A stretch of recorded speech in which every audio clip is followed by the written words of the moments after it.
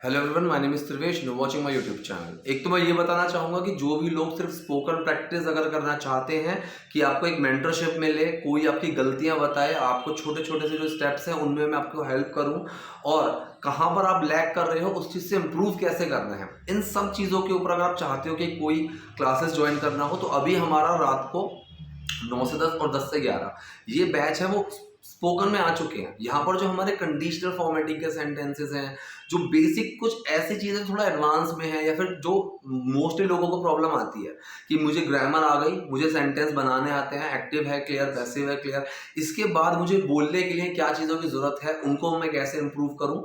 अगर आपके भी डाउट्स यही हैं और इसी चीज़ को आप इंप्रूव करना चाहते हो तो अभी मैंने 2 बैच अपने बता दिए हैं। शाम के हैं 9 से 10 और 10 से 11, उसमें आप ज्वाइन कर सकते हो।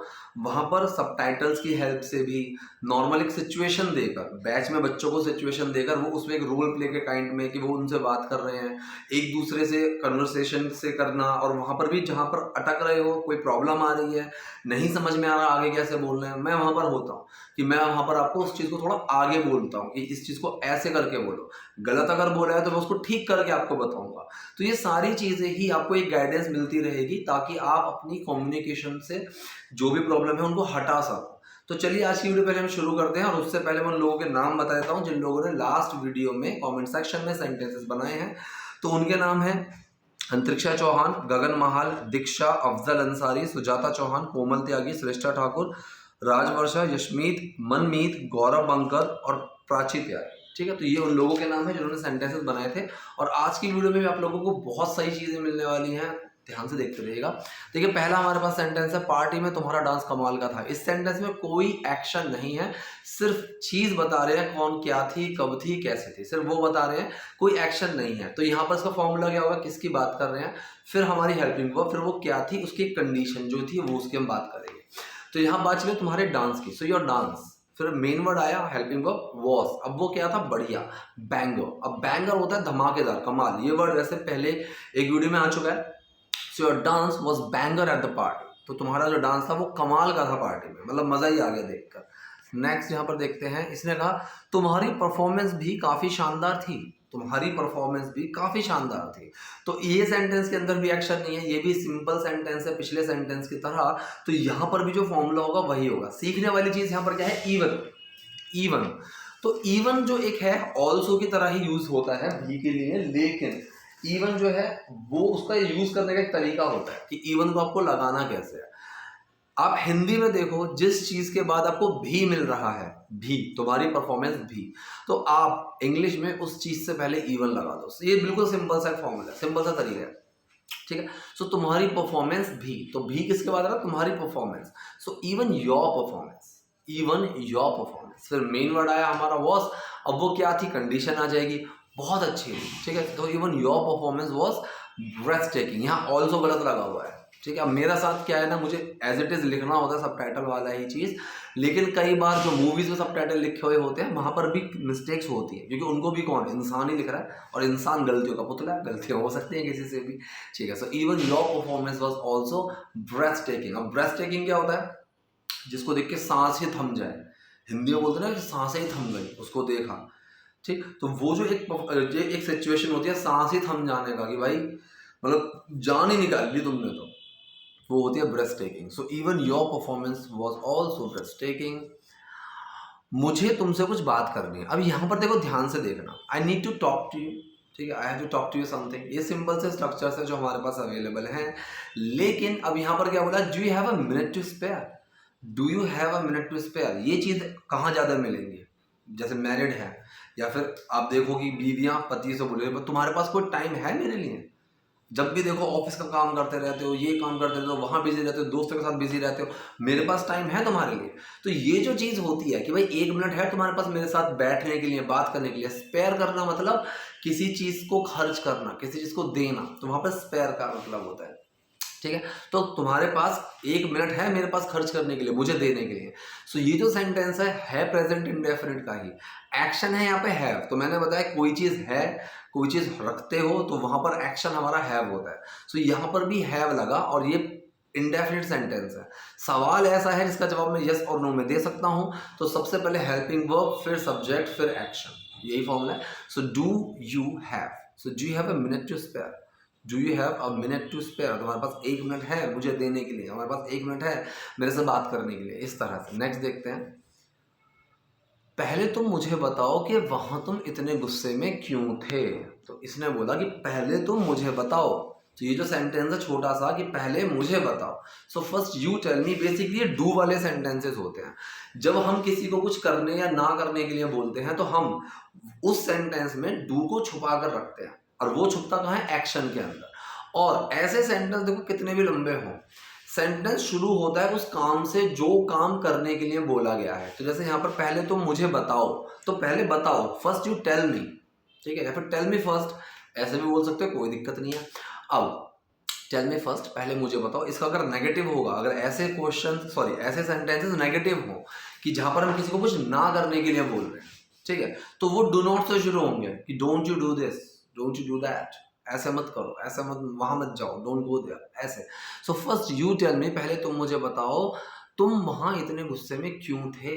अब यहाँ पर एक सवाल आया, सवाल जिसका जवाब मैं हाँ या ना में नहीं दे सकता, सिंपल सेंटेंस का सवाल है, कोई एक्शन नहीं है, सिर्फ यहाँ पूछ रहे हैं कि तुम उस कंडीशन में क्यों थे, ठीक है। सबसे पहले क्वेश्चन वर्ड आएगा, फिर मेरा हेल्पिंग वर्ब आएगी, फिर जिस इंसान की बात कर रहे हैं, जिस चीज़ की बात कर रहे हैं, और फिर वो किस कंडीशन में था वो चीज़ आ जाएगी, ठीक। सो तुम उससे गुस्से में क्यों थे, क्वेश्चन वर्ड आया क्यों, वाई, हेल्पिंग वर्ब आई हमारी वर्ब, अब किसकी बात करें, तुम्हारी यू, अब तुम क्या थे, इतने गुस्से में, इतने वाले सेंस के लिए हम सो का यूज करते हैं। So why were you so enrage there. अब एनरेज का तो मतलब होता है गुस्सा वाली कंडीशन को ही हम एनरेज बोलते हैं।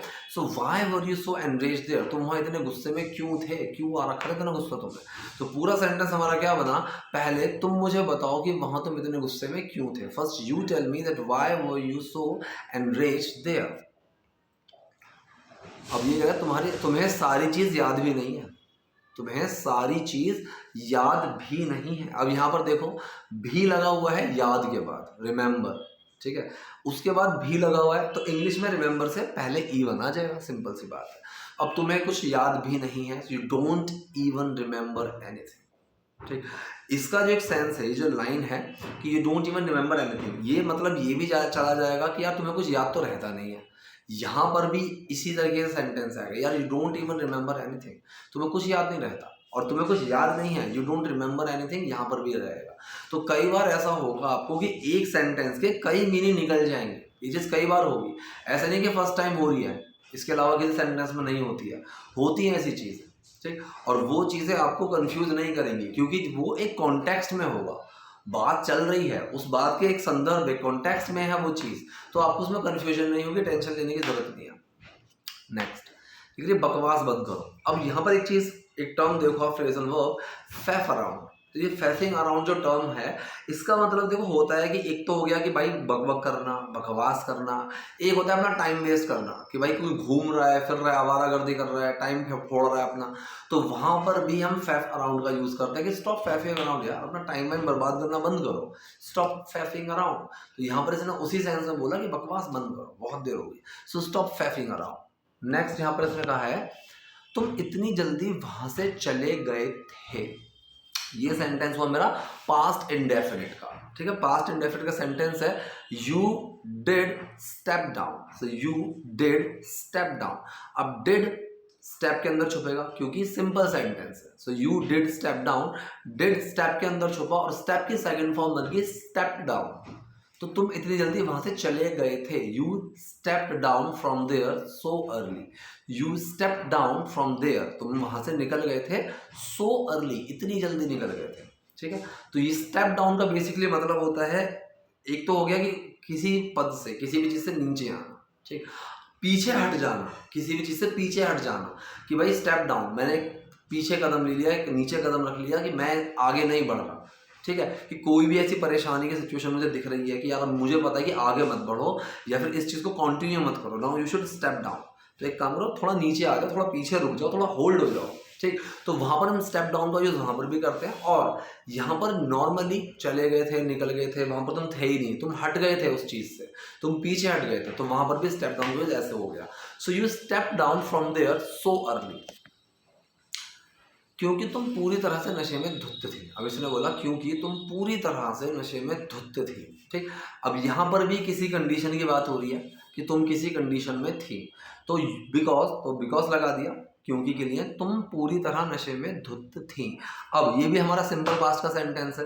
किसकी बात कर रहे हैं, फिर मेन वर्ड आएगा, फिर उसकी कंडीशन क्या थी वो चीज़ आ जाएगी। ठीक है, अगर प्रेजेंट की बात कर रहे हैं तो क्या कंडीशन है, फ्यूचर की बात कर रहे हैं तो क्या कंडीशन होगी, और पास्ट की बात कर रहे हैं तो क्या कंडीशन थी। तो यहाँ पर बोला तुम पूरी तरह नशे में धुत थी बिकॉज तुम थी, तो यहाँ पर इंसान कौन है, तुम, यू, फिर मेन वर्ड आया, हेल्पिंग वर्ब वर। अब तुम क्या थी, नशे में धुत पूरी तरह से, सो कंप्लीटली पूरी तरह से।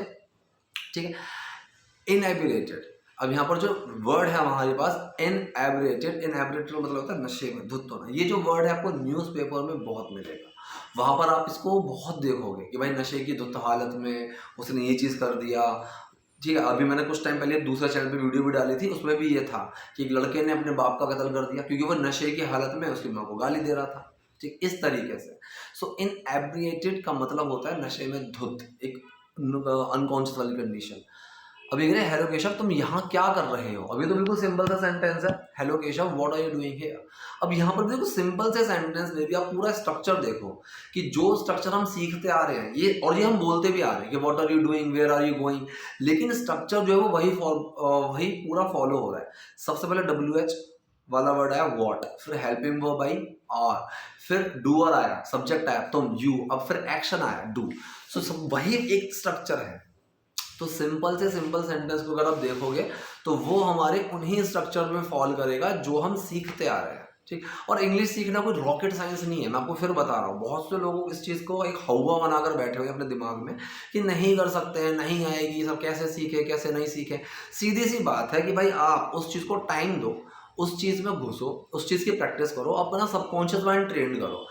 बस ये चीज़ आपको याद रखनी है कि कई बार ऐसा होगा कि आपको पता ही नहीं चलेगी कि आप गलत बोल रहे हो कि सही बोल रहे हो। उस पॉइंट पर आपको कोई चाहिए कि जो आपको बताए कि तुम बोल तो रहे हो लेकिन ये चीज़ गलत बोल रहे हो, इस चीज़ को ऐसे मत बोलो, इस चीज़ को सही करो, ताकि आप अगर शुरू में टाइम लेकर भी बोल रहे हो तो सही बोलो। बाद में ऐसा ना हो कि आप तेज बोलो लेकिन गलत बोल रहे हो, और फिर उस पॉइंट पर अपने आप की गलती को सही करना बहुत मुश्किल हो जाएगा, क्योंकि तब तक आपका सबकॉन्शियस माइंड वही गलती करने के लिए ट्रेंड हो चुका होगा। और अगर आप वही गलती करने के लिए ट्रेंड हो गए, फिर उस गलती को सही करना बहुत मुश्किल हो जाएगा।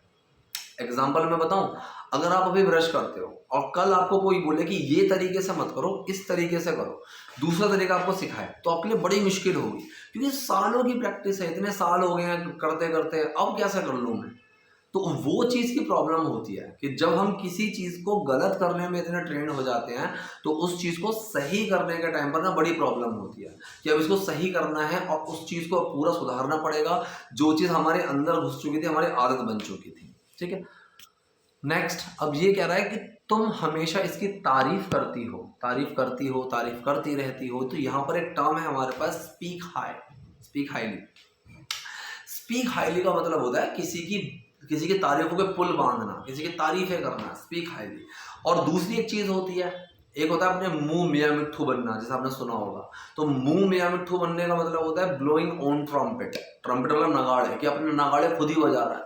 ठीक है, कि होशियार बामुलायजा सल्तनत में पधार रहे हैं और वो अपने लिए ही बोल रहे हैं वीरों के वीर महावीर। तो ये चीज आती है अपने ही मुंह मियाँ मिट्ठू बनना, मतलब someone is blowing his her own trumpet, कि कोई अपना ही बिगुल बजा रहा है, अपनी ही तारीफें करे जा रहा है। तो यहाँ पर ये कह रहा है कि तुम उसकी बहुत तारीफ करती हो ना, तुम इसकी बहुत पुल बांधती हो ना तारीफ के। तो ये सेंटेंस है प्रेजेंट इंडेफिनिट का ही, you do speak highly, doer main word action, you do speak highly, do speak highly में छुपा है और कोई चेंज नहीं आया।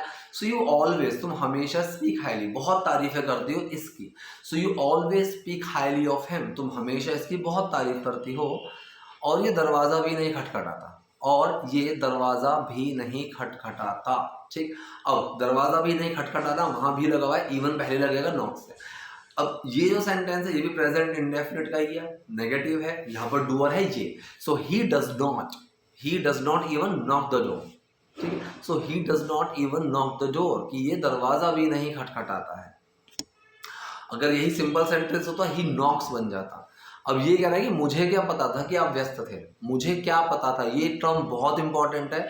इसके ऊपर एक गाना भी है, मतलब गाने की में भी ये लाइन है, little did I know, little did I know. Little did I know का मतलब होता है मुझे क्या पता था, मुझे कैसे पता होगा। तो वहां पर हम टर्म यूज करते हैं little did I know that you were busy, कि मुझे कैसे पता होगा। और इसमें जो सेंटेंस दूसरा लगता है वो पास्ट का ही लगेगा, क्योंकि मुझे कैसे पता था कि ये है। और अगर इसमें गागी गे का सेंस आए तो वहां वुड लगेगा। जैसे मैं बोलूं मुझे कैसे पता था कि तुम सो रहे होगे। अब मैंने कॉल किया और आप सो रहे थे, आपने उठाया और आपने बोला क्या है, क्यों परेशान कर रहा है, मैं सो रहा था। मैं बोलूँ मुझे कैसे पता कि तुम सो रहे थे। So little did I know that you would be sleeping, इस तरीके से। ठीक है, तो पास्ट में हम विल को जब यूज करते हैं तो वुड का सेंस बनता है।